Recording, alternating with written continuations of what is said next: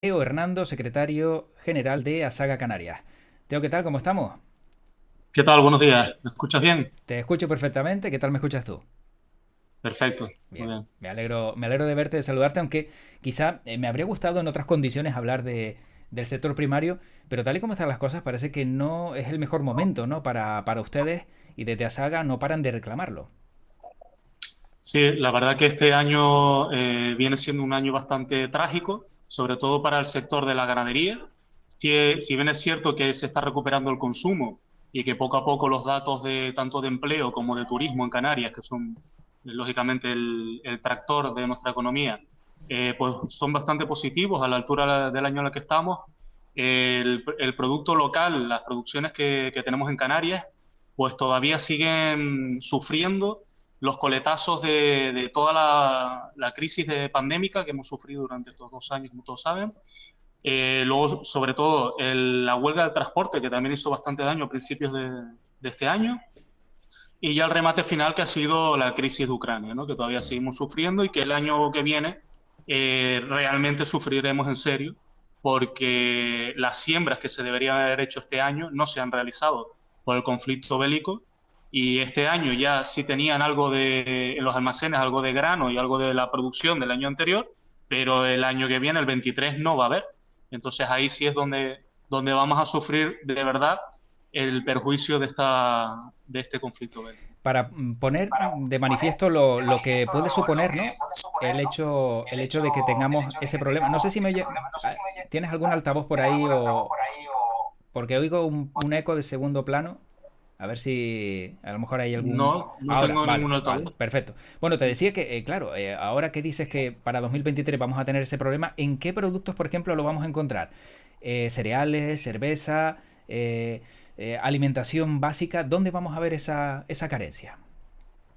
Sobre todo en el caso de la ganadería, en la alimentación animal. Nosotros dependemos en un 90% del exterior, sobre todo en el caso de los cereales, del grano, para realizar los piensos, y también algo bastante menos, pero también bastante en el forraje.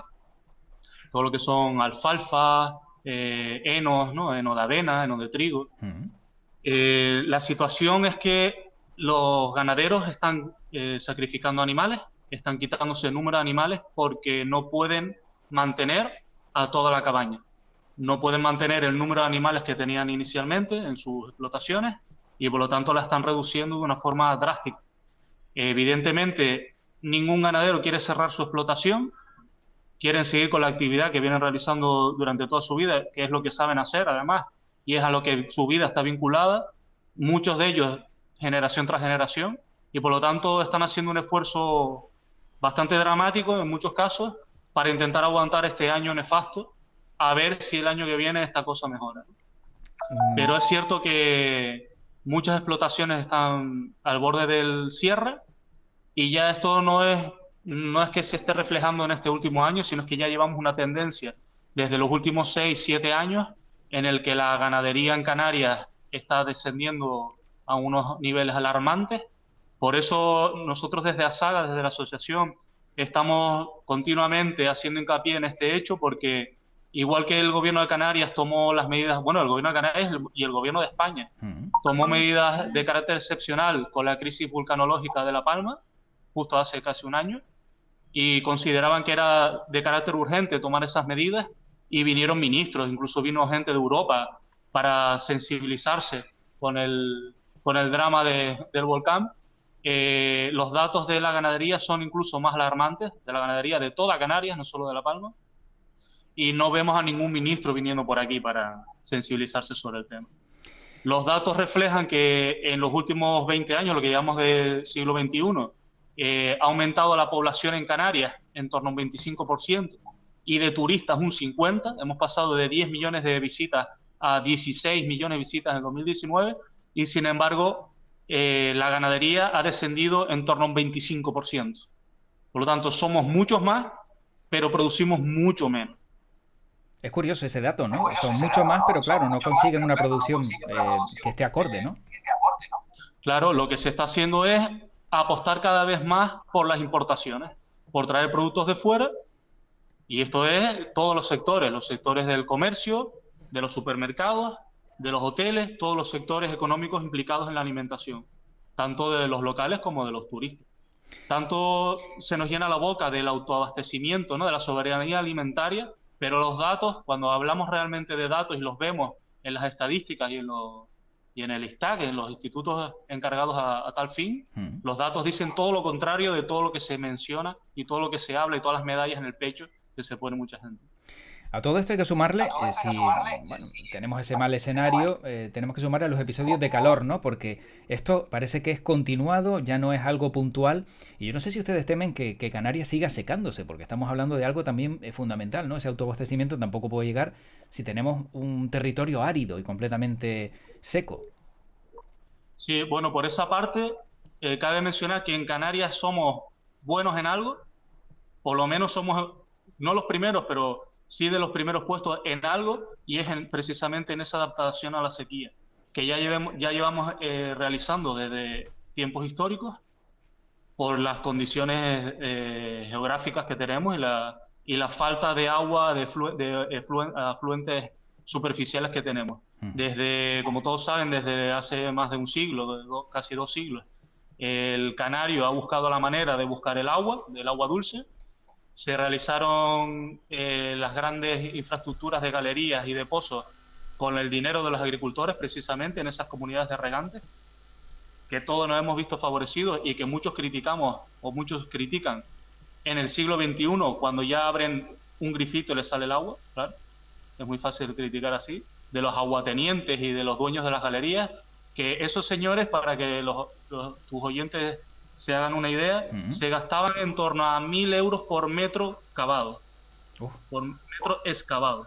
Y estamos hablando de galerías que llegaban a los 5.000 y 6.000 metros de profundidad. Entonces, echen cuentas de lo que costaba encontrar agua, lo que ha costado encontrar agua, que en muchos de los casos no encontraban. Hay galerías que se cavaron 4.000 metros y no se encontró agua, pero ese dinero sí se hizo.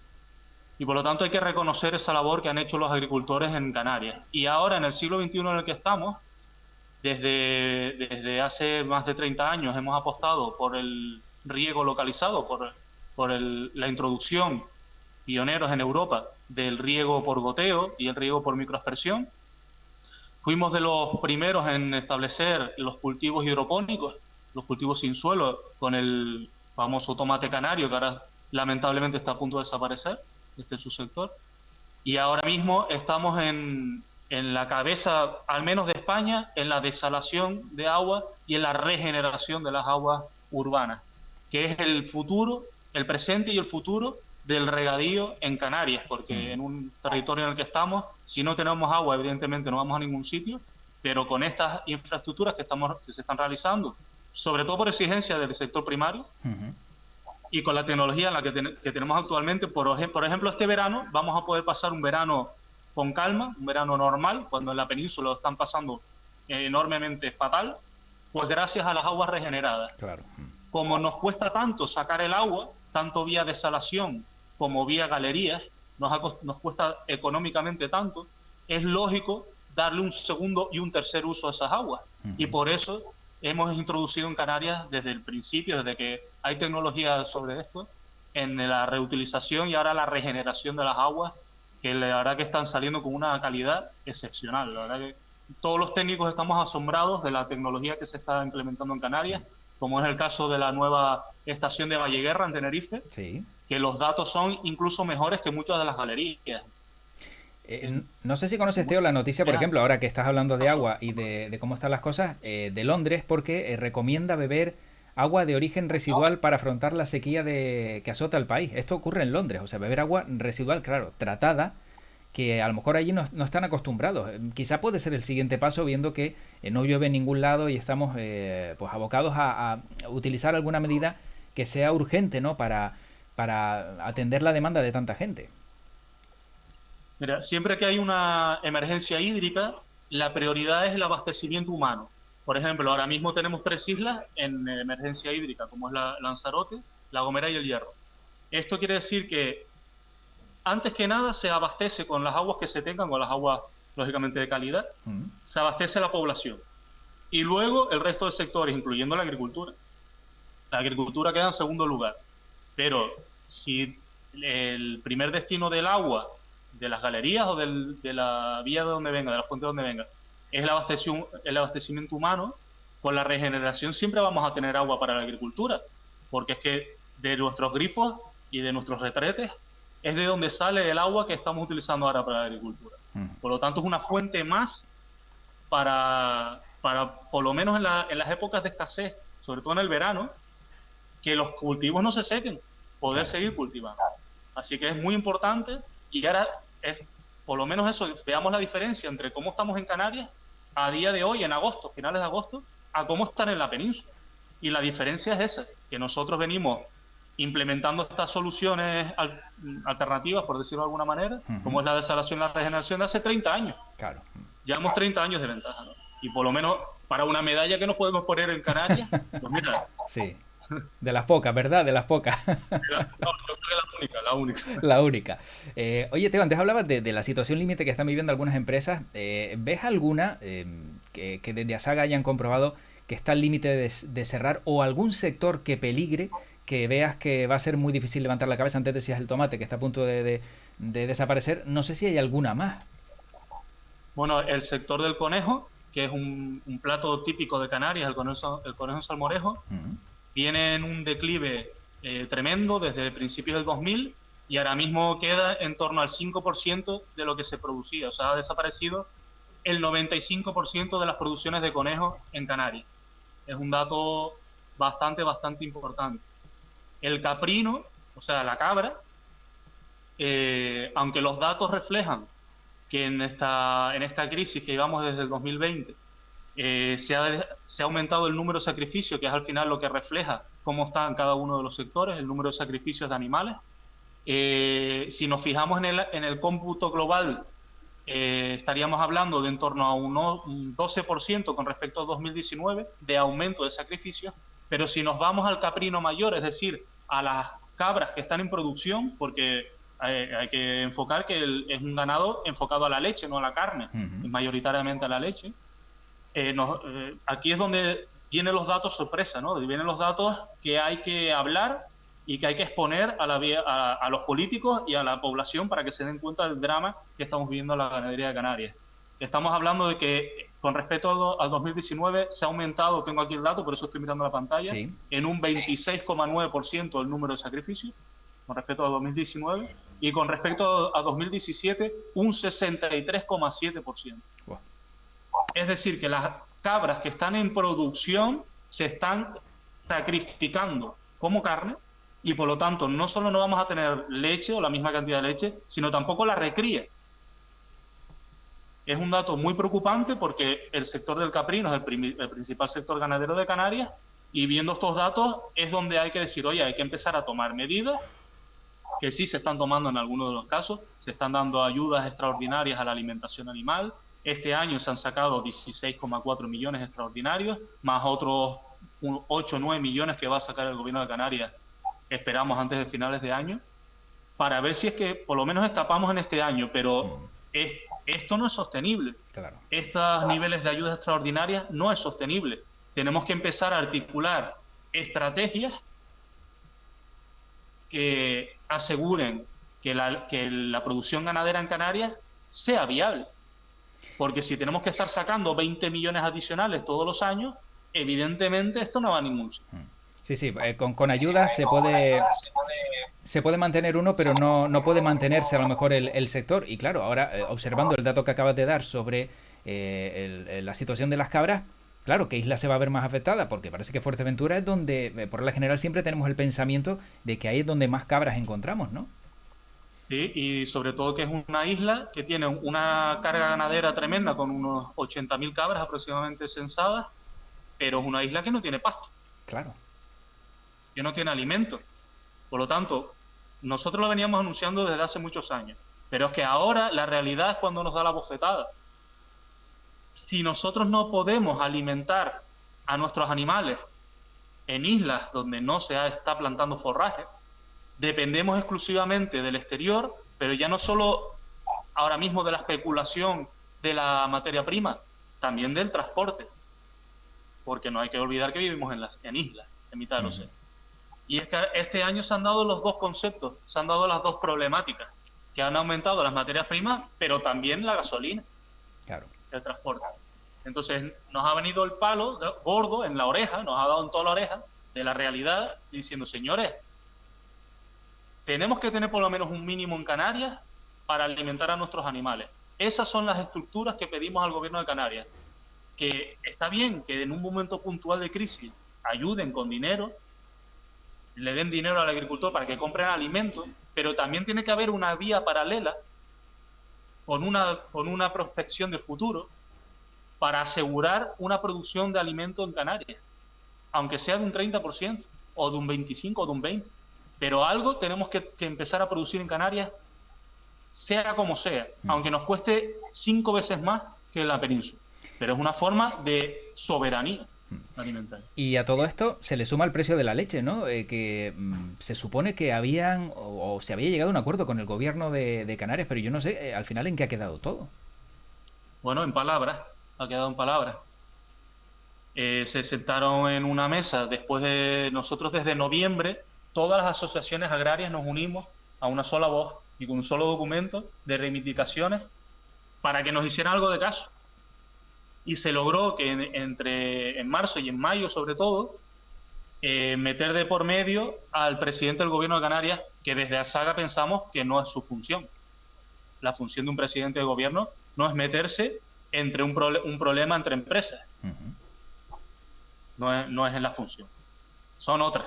Pero bueno, se logró que el presidente del gobierno de Canarias intercediera en las negociaciones, vamos a ponerlo entre comillas, entre el sector ganadero, la industria láctea, es decir, los envasadores de leche y los productores de queso, y las grandes marcas de supermercados, la distribución. Y en esa mesa todo el mundo tenía la buena voluntad y todo el mundo entendía que producir a pérdidas era algo inviable para cualquier sector, no solo para la ganadería, para cualquier sector. Si abrimos una peluquería y le cobramos menos a los clientes de lo que nos cuesta a nosotros la luz y el agua y el alquiler de ese local y los trabajadores, evidentemente vamos a cerrar al día siguiente. Pues en la ganadería pasa igual. Si a nosotros ahora mismo nos está costando la leche de vaca, en concreto en Gran Canaria, 63, 64 céntimos, y se les estaba pagando 45, 48, 50 céntimos, evidentemente esa gente no puede alimentar a los animales porque la partida de alimentación de un ganadero es el 70% de sus costos. Evidentemente no los puede alimentar y por lo tanto va a tener que cerrar. Entonces, en esa mesa todo el mundo entendía que tenía que cubrirse por lo menos los costes de producción. ¿Qué pasa? Que con la introducción de unos nuevos supermercados que han entrado en Canarias, estos nuevos supermercados, para llamar la atención a nuevos clientes, hacen ofertas con la leche envasada, con la leche de marca blanca que traen de fuera. Y ponen la leche, esa leche de su marca blanca traída de Holanda o de donde sea, a 69 céntimos. Claro. Cuando llevamos un año luchando, intercediendo con el presidente del gobierno de Canarias, para que por lo menos al ganadero se le pague y no se juegue con estas cosas. Que se juegue con Coca-Cola, con papas fritas o cosas así, pero que no se juegue con los ganaderos que están luchando por su supervivencia. Eso es lo único que reivindicamos. ¿Qué pasa? Que en el momento que una gran superficie hace este reclamo comercial, el resto se une, porque claro, el resto no quieren perder clientes. Sí, rompe el mercado. ¿Eso qué conlleva? A que los propios supermercados, a la industria láctea les dice, mira, solo te voy a pagar hasta aquí, porque si no baja el consumo. O el consumo se me va a otro supermercado. La industria láctea a su vez le dice al ganadero, mira, solo te puedo pagar hasta aquí, porque el supermercado me dice que solo me paga a mí hasta aquí. Entonces, al final, ¿quién paga el pato de todo el asunto? De toda esta guerra comercial y de todos estos reclamos publicitarios. El ganadero, evidentemente. Evidentemente.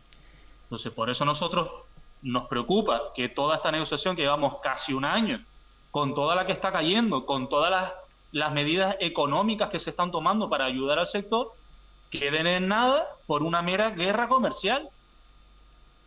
Y ustedes se ven en medio, no estamos hablando de que los supermercados dejen de ganar, ni que los supermercados vayan a cerrar porque no tienen beneficios.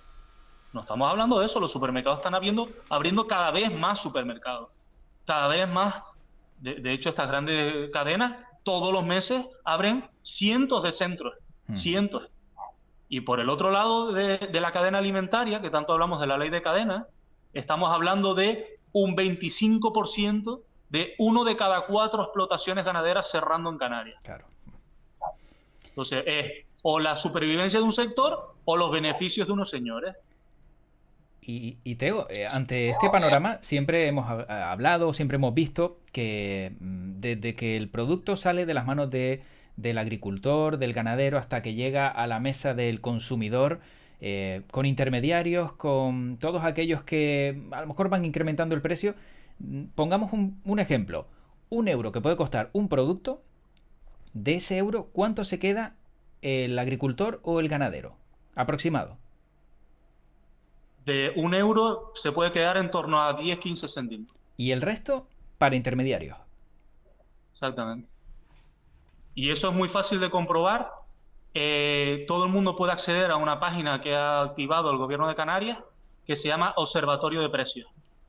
En ese Observatorio de Precios, que es una de las herramientas que venían contempladas en la Ley de Cadena Alimentaria de 2013, hace casi 10 años, pues en ese observatorio de precios, que en cualquier buscador de internet lo pueden encontrar, tienen los precios que se pagan al agricultor o que se reflejan en las cooperativas agrarias, el precio en el comercio mayorista, es decir, en los mercas, y el precio en diferentes cadenas de distribución, una media de las diferentes cadenas de distribución, creo que son 20, donde hacen la estadística.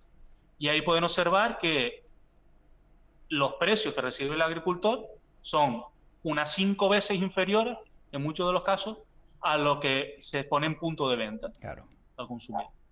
Y sobre todo los precios de temporada. Cuando hay productos de temporada, y eso se los digo no por el Observatorio de Precios de Canarias, sino el Observatorio de Precios que tiene Asaja Nacional, o sea, a nivel estatal, porque nosotros pertenecemos también a Asaja Nacional, que es la Asociación de Jóvenes Agricultores.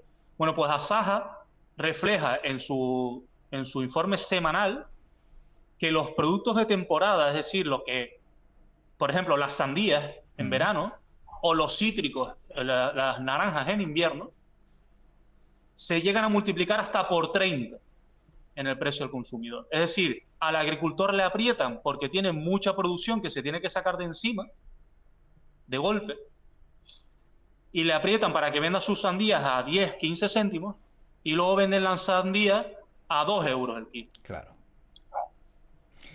Y la pregunta, yo creo que ahora mismo se hace mucho, Teo, es: ¿existe la posibilidad de comprar ese producto al agricultor, al ganadero, en su finca y que pueda ganar el 80% sin que se vea a lo mejor pues sometido a esos 10-15 céntimos? Existe la posibilidad, pero nosotros abogamos por el cooperativismo, porque la individualidad no te lleva a ningún sitio. Claro. El cooperativismo y la venta en supermercados te obliga a una certificación de calidad, a una trazabilidad y a un control que no tiene el agricultor en su finca si estuviera de forma individual. Por ejemplo, ¿qué trazabilidad tiene una persona que vende en un mercadillo? No lo sabemos. Claro. Pero para tú meter tu producción en una cooperativa, tienes que registrar un lote, registrar tu cuaderno de campo y muchas otras cosas que implican que ese producto tiene una certificación de calidad. Por lo tanto, el problema no es vender directamente al agricultor o no, porque el agricultor lo que tiene que hacer es producir alimentos, no vender. Claro. El agricultor con el trabajo que tiene ya es más que suficiente, porque y los ganaderos trabajan de sol a sol, para encima tiene que estar vendiendo. Sí, también. Sí. Cuando tú unificas las producciones, tienes más capacidad de negociación. Cuando tú unificas la producción de plátano, llegas a la marca Plátano de Canarias y llegas a hacer anuncios con Rafa Nadal. Un agricultor individual no llegaría a eso en la vida. Entonces, la unión está claro que hace la fuerza y además certifica la calidad. Ahora, ¿cuál es el problema? En el resto de la cadena alimentaria. ¿Para qué demonios está la ley de cadena alimentaria implementada en nuestra legislación desde 2013? Sí, porque porque hay una ley que nos ampara. Sí, casi pasan 10 años, como bien decías antes, y todo sigue igual. Y sigue igual. Y se hizo la última modificación a finales de 2021 y va a finalizar el 2022 y todo el mundo sigue mirando para el aire. Cataluña es la única región, y creo que Castilla y León, que han implementado de una forma más o menos seria esta ley de cadena desde 2013. El resto de comunidades autónomas. Entonces, si tenemos una ley que nos ampara, lo más sencillo es que las instituciones, los organismos, presionen al resto de eslabones de la cadena alimentaria para hacer cumplir la ley. Es la forma más sencilla, no que la gente tenga que ir a comprar a la finca. Sí, efectivamente. Teo, para ir acabando, claro, como joven agricultor, como joven ganadero, como joven empresario, ahora mismo quien nos está viendo dirá, y con este panorama me voy a meter yo en un trabajo tan sacrificado y vamos a crear pues nuevas generaciones que puedan dedicarse a esto, porque claro, es un panorama que te dedica las 20 horas del día a trabajarlo y luego el beneficio es mínimo. ¿De qué manera se anima a alguien a trabajar en un sector como este si el resultado es el que hemos comprobado? Bueno, nosotros en la formación y el asesoramiento que damos desde la asociación siempre hacemos mucha presión o recalcamos mucho en la visión empresarial, y de hecho se nos critica por ello. Se nos critica porque el campo no puede ser visto como una actividad económica, sino como una actividad bucólica en la que la gente va con una cestita de mimbre en el brazo recogiendo manzanas. Y eso no es la agricultura y la ganadería de futuro en Canarias. La agricultura y la ganadería de Canarias se tiene que plantear desde un inicio como una actividad económica.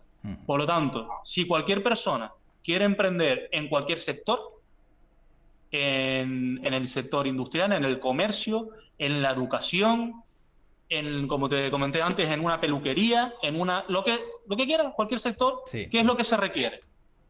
Primero, conocer tu sector, es decir, formarte e informarte. Si vas a ciegas, te vas a estampar.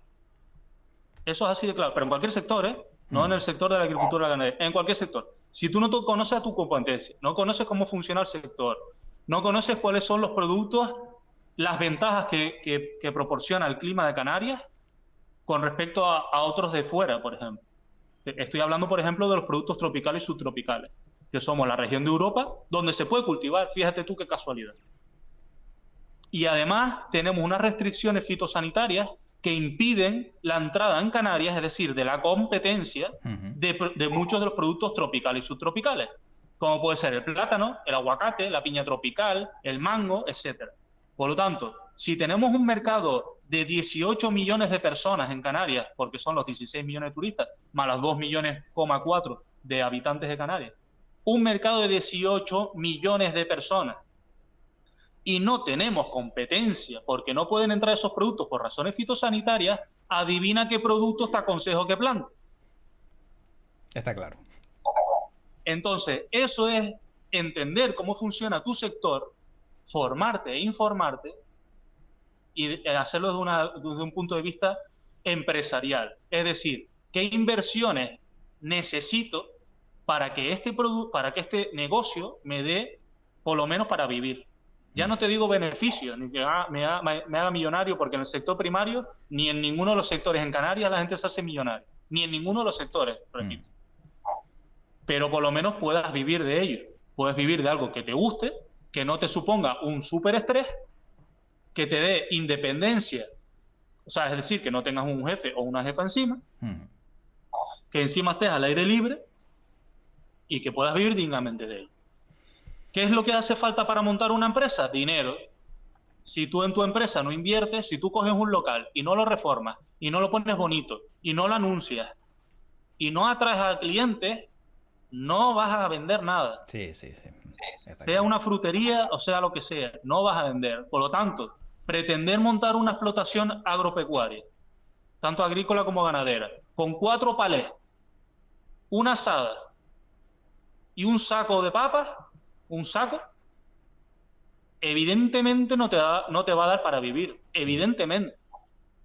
Porque para tú ser productivo tienes que invertir. Y si no tienes el dinero, lo tendrás que buscar. O si no, diseñar tu estrategia de emprendeduría de forma que no necesites prácticamente dinero. Efectivamente. Contratar servicios externos, por ejemplo. Sí, sí, bueno, por lo menos son algunas claves para aquellos que quieran lanzarse a este mundo Al final la idea es puedan que hacerlo. la agricultura y la ganadería se tiene que, bueno, ya se está modernizando. Hay muchas empresas en Canarias con unos índices de tecnología metidos impresionantes, pero impresionantes. Y eso es a base de invertir en tu negocio. Eso es lo que hace falta, quitarnos la idea, que también lo hay, de la agricultura tradicional, del sacho, de la gente sachando las papas a mano, quitarnos esa idea, porque así no somos productivos jamás. Exacto. Así nuestros costes van a ser 20 veces más de todo lo que nos viene de fuera. Bueno, tenemos que terminar y para acabar, yo le cuento a Teo Hernando que hay una sección en el programa que se llama El Quejómetro. El Quejómetro es pues un espacio muy breve para que puedas realizar tu queja, ya sea a nivel profesional, a nivel personal, como si has tenido un conflicto con el propietario de un local, lo que tú quieras, para que te puedas quejar si tienes alguna queja y la quieras reflejar aquí en A Buenas Horas, Teo. Bueno, mi queja es hacia nosotros mismos como canarios.